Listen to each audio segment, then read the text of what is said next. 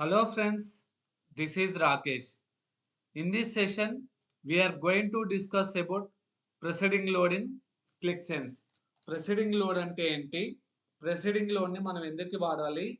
Preceding load use చేయడం వల్ల మనకున్న బెనిఫిట్స్ ఏంటనేది క్లియర్గా చూద్దాం. ఫస్ట్ మనం preceding load అంటే the preceding load features allows you to load a table in one pass. Preceding load used to perform successive transformations. Basically, it is a load statement that loads from the load or select statement below. The statement at the bottom will be evaluated first, then the statement above, and so on until the top statement. So ఇదంటే ఏంటనేది మనం ఇప్పుడు క్లియర్గా చూద్దాం. For example, నేను EMP అనే employee ఒక టేబుల్ని database నుంచి లోడ్ చేశాను. ఇక్కడ అబ్జర్వ్ చేస్తే సెలెక్ట్ స్టేట్మెంట్ నుంచి ఫస్ట్ డేటా లోడ్ చేశాను. తర్వాత నెక్స్ట్ నేను ప్రెసిడింగ్ లోడ్ అనేది తీసుకున్నాను. ప్రెసిడింగ్ లోడ్ అంటే ఏంటంటే load before load, load before load. Preceding load అంటే ఏంటి అంటే లోడ్ బిఫోర్ లోడ్. ఒక లోడ్ స్టేట్మెంట్ పైన ఇంకో లోడ్ స్టేట్మెంట్ రాస్తే దీన్ని మనం ప్రెసిడింగ్ లోడ్ అంటాం. నేను ఆల్రెడీ ఇక్కడ సెలెక్ట్ స్టేట్మెంట్ని యూజ్ చేసి డేటా లోడ్ చేస్తున్నాను, దానిపైన మళ్ళీ ఒక లోడ్ స్టేట్మెంట్ రాశాను. సో ఈ విధంగా లోడ్ స్టేట్మెంట్ పైన ఇమ్మీడియట్గా ఇంకో లోడ్ స్టేట్మెంట్ రాయడాన్ని మనం ప్రెసిడింగ్ లోడ్ అంటాము. సో ఈ ప్రెసిడింగ్ లోడ్ అనేది ఎందుకు యూజ్ చేస్తారనేది ఇప్పుడు చూద్దాం. జనరల్గా నేను ఓన్లీ డేటాని సెలెక్ట్ స్టేట్మెంట్ యూజ్ చేసి లోడ్ చేస్తున్నాను. ఓన్లీ డేటాని సెలెక్ట్ స్టేట్మెంట్ని యూజ్ చేసి లోడ్ చేస్తున్నాను. ఒకసారి డేటాను లోడ్ చేద్దాం. డేటా సక్సెస్ఫుల్గా లోడ్ అయిపోయింది. డేటా మోడల్ వ్యూవర్ని అబ్జర్వ్ చేస్తే నాకు డేటా లోడ్ అయిపోయి మన టేబుల్లో డేటా అనేది ఈ విధంగా ఉంది. నౌ నేను సెలెక్ట్ స్టేట్మెంట్ని యూజ్ చేసి డేటా అనేది లోడ్ చేశాను. అలా కాకుండా ఇప్పుడు మనం ప్రెసిడింగ్ లోడ్ రాద్దాం. సో నేను సెలెక్ట్ స్టేట్మెంట్ని యూజ్ చేసి డేటా లోడ్ చేస్తున్నాను, దానిపైన ప్రెసిడింగ్ లోడ్ అనేది రాశాను. నేను ఆల్రెడీ సెలెక్ట్ స్టేట్మెంట్ యూజ్ చేసి డేటా లోడ్ చేశాను, అయినా కానీ అగైన్ మళ్ళీ లోడ్ అనేది డేటా లోడ్ అనేది చేస్తున్నాను. సో లోడ్ స్టేట్మెంట్ పైన ఇంకో లోడ్ స్టేట్మెంట్ని మెన్షన్ చేసి డేటా లోడ్ చేస్తున్నాను. దీన్ని మనం ప్రెసిడింగ్ లోడ్ అంటాం. సో ప్రెసిడింగ్ లోడ్ ఎందుకు యూజ్ చేయాలో చూద్దాం. ఫర్ ఎగ్జాంపుల్, నేను సెలెక్ట్ స్టేట్మెంట్ని యూజ్ చేసి డేటా లోడ్ చేస్తున్నాను కదా. ఇక్కడ మనకి హైడ్ డేటా అని ఉంది. దీని మీద మనం డేట్ అనే ఫంక్షన్ యూజ్ చేసి ఈ ఫార్మాట్ని చేంజ్ చేద్దాం. మంత్, ఇయర్గా ఫార్మాట్ అనేది చేంజ్ చేద్దాం. నౌ డేటాను లోడ్ చేద్దాం. చూడండి మనకి ఎర్రర్ అనేది వస్తుంది. నౌ సెలెక్ట్ స్టేట్మెంట్ని యూజ్ చేస్తే మనకి డేటా ట్రాన్స్ఫర్మేషన్స్ ఏమైనా చేయాలంటే 100% డేటా ట్రాన్స్ఫర్మేషన్స్ అనేది చేయలేము. ఓన్లీ సమ్ నామినల్ ట్రాన్స్ఫర్మేషన్స్ మాత్రమే చేయగలుగుతాము. ఇలా డేట్ ట్రాన్స్ఫర్మేషన్స్ కానీ న్యూమరిక్ ట్రాన్స్ఫర్మేషన్స్ కానీ చేయాల్సి వస్తే మనం సెలెక్ట్ స్టేట్మెంట్ని యూజ్ చేసి డేటా లోడ్ చేస్తే ఆ ట్రాన్స్ఫర్మేషన్స్ అనేది చేయలేము. సో ఇలాంటి సిచ్యువేషన్స్ని ఓవర్కమ్ చేయడానికి మనం ప్రెసిడింగ్ లోడ్ని యూజ్ చేస్తాం. నౌ ఒకసారి చూద్దాం. Date ash. నౌ నేను ఇప్పుడు ప్రెసిడింగ్ లోడ్ని యూజ్ చేసి ఏ అయితే సెలెక్ట్ స్టేట్మెంట్ యూజ్ చేసి కాలమ్స్ లోడ్ చేశానో ఆ కాలమ్స్ లోడ్ చేసి డేట్ ఫంక్షన్ యూజ్ చేసి ఈ హైడ్ డేట్ ఒక ఫార్మాట్ని చేంజ్ చేస్తున్నాను. ఫార్మాట్ వచ్చేసి డేట్, మంత్, ఇయర్ లాగా చేంజ్ చేస్తున్నాను. నా ఇప్పుడు డేటాను లోడ్ చేద్దాం. ఇప్పుడు చూస్తే మనకి ఎలాంటి ఎర్రర్ రాలేదు, డేటా సక్సెస్ఫుల్గా లోడ్ అయిపోయింది. ఇప్పుడు డేటా మోడల్ వ్యూవర్ని చూద్దాం. డేటా మోడల్ వ్యూవర్ని చూస్తే మన డేటా మోడల్ వ్యూవర్లో ఓన్లీ వన్ టేబుల్ మాత్రమే ఉంది. డేట్ కూడా మనకి డేట్, మంత్, ఇయర్ లాగా చేంజ్ అయిపోయింది. ఇదే సిచ్యువేషన్ని మనం రెసిడెంట్ లోడ్లో చూస్తే రెసిడెంట్ లోడ్ని యూజ్ చేస్తూ కూడా సేమ్ మనం ఈ హైడ్ డేట్ ఫార్మాట్ని చేంజ్ చేస్తాం. బట్ కాకపోతే మన డేటా మోడల్ వ్యూవర్లో అబ్జర్వ్ చేస్తే మనకి 2 టేబుల్స్ ఉన్నాయి. ఏదైతే స్ట్రైట్ టేబుల్ ఉందో ఆ టేబుల్ ఉంది, అగైన్ మనకి రెసిడెంట్ టేబుల్ కూడా ఉన్నాయి. 2 టేబుల్స్ ఉంటాయి. అదే ప్రెసిడింగ్ లోడ్ని యూజ్ చేసి డేటా లోడ్ చేస్తే ఓన్లీ వన్ టేబుల్ మాత్రమే లోడ్ అవుతుంది. So load before the load, load before the load, దీన్నే మనం ప్రొసీడింగ్ లోడ్ అని కూడా అంటాము. ఓకేనా? నౌ ఇప్పుడు వేరే సిచ్యువేషన్ చూద్దాం. ఓకే, నౌ ఇప్పుడు ఎంప్లాయీ యొక్క శాలరీ అనేది 10% ఇంక్రీజ్ అయిందని చెప్పారు. నౌ ఇప్పుడు ఎంప్లాయీ యొక్క శాలరీ అనేది 10% ఇంక్రీజ్ అయిందని చెప్పారు. దాన్ని మనం చూద్దాం. నాకు శాలరీ ఏమైంది? 10% ఇంక్రీజ్ అయింది.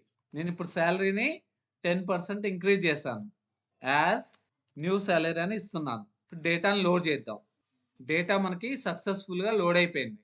లోడ్ అయిపోయిన తర్వాత మనకి ఇప్పుడు ఎగ్జిక్యూషన్ ఎలా జరుగుతుందంటే టాప్ టు బాటమ్ అనేది ఎగ్జిక్యూషన్ జరుగుతుంది. సో నాకు ఇప్పుడు ఈ టేబుల్ అనేది ఎగ్జిక్యూట్ అయింది. ఈఎంపీ అనే టేబుల్ ఎగ్జిక్యూట్ అయిపోయి ఈ టేబుల్ యొక్క అవుట్పుట్ ఏమొస్తుంది? నాకు employee ID, employee name, new salary, hire date అనేది ఈ టేబుల్ యొక్క అవుట్పుట్ అనేది వస్తుంది. ఒకసారి మనం డేటా మోడల్ వ్యూ అనేది చూద్దాం. డేటా మోడల్ వ్యూ అనేది చూస్తే మనకు న్యూ శాలరీ అనేది వచ్చింది. ఓకే, అగైన్ ఇప్పుడు శాలరీ మళ్ళీ 20% ఇంక్రీజ్ అయిందని చెప్పారు. శాలరీ ఇప్పుడు అగైన్ 20% ఇంక్రీజ్ అయిందని చెప్పారు. సో దాన్ని ఒకసారి మనం న్యూ శాలరీ అగైన్ ఎంత ఇంక్రీజ్ అయింది? 20% అనేది ఇంక్రీజ్ అయింది శాలరీ అని ఇస్తున్నాను. నౌ మనకేమైంది? శాలరీ ఫస్ట్ 10% ఇంక్రీజ్ అయింది. దాన్ని మనం న్యూ శాలరీలో ప్లేస్ చేస్తాం. మళ్ళీ ఏం చెప్పారంటే అగైన్ శాలరీ అనేది 20% ఇంక్రీజ్ అయిందని చెప్పారు. అంటే నాకు శాలరీ మీద సక్సెసివ్ ట్రాన్స్ఫర్మేషన్స్ అనేది జరిగింది. ఫస్ట్ 10% ఇంక్రీజ్ అయింది, తర్వాత 20% ఇంక్రీజ్ అయింది. నాకు శాలరీ ఫస్ట్ 10% ఇంక్రీజ్ అయింది, తర్వాత 20% ఇంక్రీజ్ జరిగింది. ఇక్కడ నాకు శాలరీ అనేది సక్సెసివ్ ట్రాన్స్ఫర్మేషన్స్ అనేది జరిగింది. నా ఇప్పుడు డేటాని లోడ్ చేద్దాం. డేటాను లోడ్ చేద్దాం. డేటాను లోడ్ చేస్తే న్యూ శాలరీ నాట్ ఫౌండ్ అని వస్తుంది. ఎర్రర్ వస్తుంది. ఏమని వస్తుంది? న్యూ శాలరీ నాట్ ఫౌండ్ అని వస్తుంది. ఇక న్యూ శాలరీ అనేది నాట్ ఫౌండ్ అని వస్తుంది. ఎర్రర్ ఎందుకు వస్తుందంటే ఈ ఎంప్లాయ్ అనే టేబుల్ ఎగ్జిక్యూషన్ జరుగుతుంది. ఎగ్జిక్యూషన్ జరిగినప్పుడు దీనికి అవుట్పుట్ ఏమొస్తుంది? Employee ID, employee name, job and new salary అనేది అవుట్పుట్ అండ్ ఐ డేట్. ఈ కాలమ్స్ మనకి ఈ టేబుల్ యొక్క అవుట్పుట్. ఈ అవుట్పుట్ని మనం ఇక్కడ న్యూ శాలరీ అనేది ఇక్కడ తీసుకున్నాం, ఇన్పుట్ లాగా తీసుకున్నాం. బట్ ఈ టేబుల్ ఎగ్జిక్యూషన్ అయిపోయిన తర్వాత న్యూ శాలరీ అనే కాలం జనరేట్ అవుతుంది. బిఫోర్గా న్యూ శాలరీ అనే కాలం జనరేట్ అవ్వదు కదా. ఈ టేబుల్ మొత్తం టాప్ టు బాటమ్ ఎగ్జిక్యూషన్ అయిపోయిన తర్వాత మనకి న్యూ శాలరీ అనేది జనరేట్ అవుతుంది. సో ఇక్కడ న్యూ శాలరీ అనేది ఈ టేబుల్లో లేదు కదా, ఎంప్లాయ్ అనే టేబుల్లో లేదు కదా. సో అందుకోసం అనేసి మనకి ఇక్కడ న్యూ శాలరీ నాట్ ఫౌండ్ అని ఎర్రర్ అనేది వస్తుంది. సో ఈ విధంగా మనకి సక్సెసివ్ ట్రాన్స్ఫర్మేషన్స్ని అప్లై చేయాలన్నప్పుడు ప్రొసీడింగ్ లోడ్ని యూజ్ చేస్తాము. సో దీన్ని ఎలా ఓవర్కమ్ చేయాలో ఇప్పుడు చూద్దాం. ఓకేనా? నేను ఈ విధంగా లోడ్ పైన ఇంకో లేస్ స్టేట్మెంట్ రాశాను. లోడ్ బిఫోర్ లోడ్, ఒక లోడ్ పైన ఇంకో లోడ్ స్టేట్మెంట్ అనేది రాశాను. ఇది మనకి ప్రెసిడింగ్ లోడ్ అంటాము. నా ఇప్పుడు దీన్ని లోడ్ చేద్దాం. లోడ్ చేస్తే నాకు డేటా సక్సెస్ఫుల్గా లోడ్ అయిపోయింది. అబ్జర్వ్ చేస్తే శాలరీ కూడా ఇంక్రీజ్ అయింది. ఓకేనా? సో ఈ విధంగా మనం లోడ్ స్టేట్మెంట్ మీద ఇంకో లోడ్ స్టేట్మెంట్ రాసి సక్సెసివ్ ట్రాన్స్ఫర్మేషన్స్ని ఈ విధంగా మనం సక్సెసివ్ ట్రాన్స్ఫర్మేషన్ చేయాల్సి వచ్చినప్పుడు ప్రొసీడింగ్ లోడ్ని యూజ్ చేస్తాము. నాకు శాలరీ అనేది ఈ విధంగా మనం సక్సెసివ్ ట్రాన్స్ఫర్మేషన్స్ని చేయాల్సి వచ్చినప్పుడు ప్రొసీడింగ్ లోడ్ని వాడతాం. ఫస్ట్ మనకు శాలరీ ఎంత ఇంక్రీజ్ అయింది? 10% ఇంక్రీజ్ అయింది. తర్వాత అగైన్ మనకి శాలరీ 20% ఇంక్రీజ్ అయింది.